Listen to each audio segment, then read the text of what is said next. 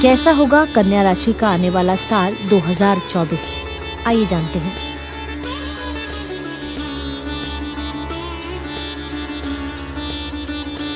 इस वर्ष कन्या राशि के जातकों के प्रेम संबंधों के लिए वर्ष की शुरुआत मध्यम रहेगी।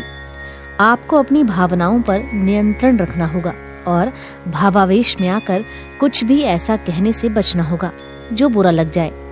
आपकी राशि में पूरे वर्ष केतु की उपस्थिति आपको अंतर्मुखी प्रवृत्ति भी प्रदान करेगी। इसका प्रभाव ये होगा कि आपके साथी को समझने में समस्या हो सकती है, इसीलिए अपने मन की बातों को खुलकर सामने रखें और अपनी भावनाओं का इजहार भी करें। हालांकि फरवरी और मार्च के महीने में आपके प्रेम संबंध के लिए बहुत अनुकूल साबित होंगे। इस वर्ष के उत्तरार्ध में आप प्रेम विवाह की ओर अग्रसर हो सकते हैं और विवाह करने के लिए हर संभव कोशिश करने के लिए तत्पर रहेंगे। वर्ष का मध्य प्रेम संबंधों के लिए औसत रहेगा, लेकिन वर्ष की अंतिम तिमाही आपके प्रेम संबंधों को एक नई दिशा प्रदान करेगी। विवाहित जातकों को मार्च से लेकर जून तक इस बात का ध्यान रखना होगा कि आप और आपके जीवन साथी के बीच विवाद न बढ़ने पाए, और यदि ऐसा होता है तो ये आपके विवाह को तोड़ भी सकता है और आपको कानूनी कार्रवाई से भी दो चार होना पड़ सकता है। इस समय के बाद धीरे धीरे परिस्थितियों में अच्छा बदलाव होने लगेगा। इसी बीच जुलाई और अगस्त में और उसके बाद नवंबर के महीने में आपके बीच अच्छे प्रेम के योग बनेंगे, जिससे आप एक दूजे के निकट आएंगे। राशिफल के दौरान छठे भाव में शनि महाराज की पूरे वर्ष उपस्थिति रहेगी और वर्ष की शुरुआत में सूर्य और मंगल का प्रभाव आपके दशम भाव में होने से करियर में अच्छी स्थितियों का निर्माण होगा।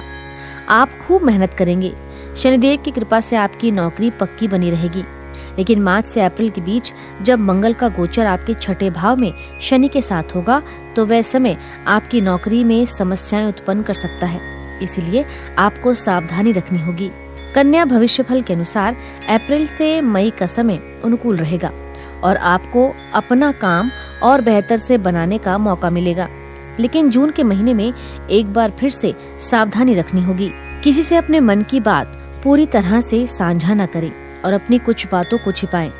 जुलाई अगस्त के बीच आपकी नौकरी में परिवर्तन के योग बन सकते हैं। अगस्त के बाद का समय आपके करियर के लिए बेहतर साबित हो सकता है। वर्ष की शुरुआत कन्या राशि के विद्यार्थियों के लिए अच्छी रहेगी। आप अपनी शिक्षा को लेकर बहुत ज्यादा संजीदा रहेंगे। आपकी एकाग्रता भी अच्छी रहेगी। फरवरी से मार्च का समय थोड़ा तनावपूर्ण हो सकता है, क्योंकि मंगल और शुक्र जैसे ग्रहों का प्रभाव आपके पंचम भाव में होगा, जो आपके मन को अलग दिशा में भटकाने का काम कर सकता है। लेकिन अप्रैल के बाद से स्थितियां सुधरने लगेंगी। अगस्त से अक्टूबर के बीच आप बहुत अच्छा प्रदर्शन कर पाएंगे। पूरे वर्ष शनिदेव आपके छठे भाव में विराजमान रहेंगे। इस वजह से आपको प्रतियोगिता परीक्षा में जबरदस्त सफलता के योग बन सकते हैं। आपकी मेहनत सफल होगी और आपका चयन किसी विशेष परीक्षा में किसी विशेष पद पर हो सकता है। ये वर्ष धन के दृष्टिकोण से मिले जुले परिणाम देने वाला वर्ष साबित होगा। आपको अपनी आर्थिक समस्याओं को दूर करने के लिए खुद ही प्रयास करने होंगे। ग्रहों की स्थितियां दर्शाती हैं कि वर्ष का पूर्वार्ध आपके लिए अधिक अनुकूल नहीं रहेगा।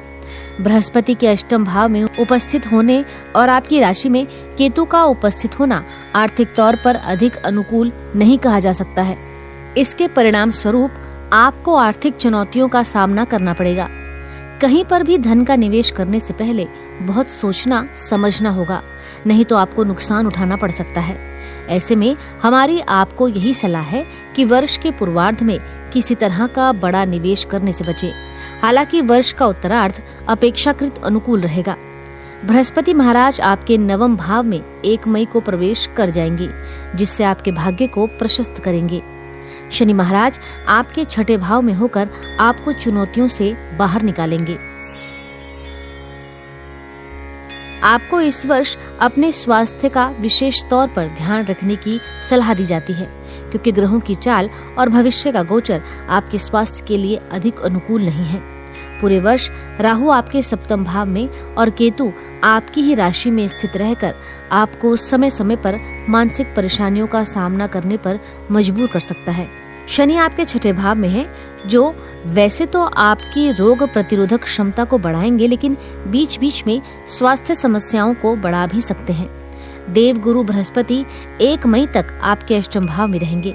इस स्थिति में स्वास्थ्य के दृष्टिकोण से अनुकूल नहीं है, क्योंकि यहीं पर शनि की दृष्टि भी होगी और वर्ष की शुरुआत में मंगल महाराज की दृष्टि आपके सप्तम भाव पर होगी, जहां राहु महाराज विराजमान है। इसलिए वर्ष की शुरुआत में आपको गुप्त समस्याएं परेशान कर सकती हैं। इसके अतिरिक्त पैरों में दर्द, आंखों में जलन या नेत्र पीड़ा भी परेशानी का कारण बन सकती है।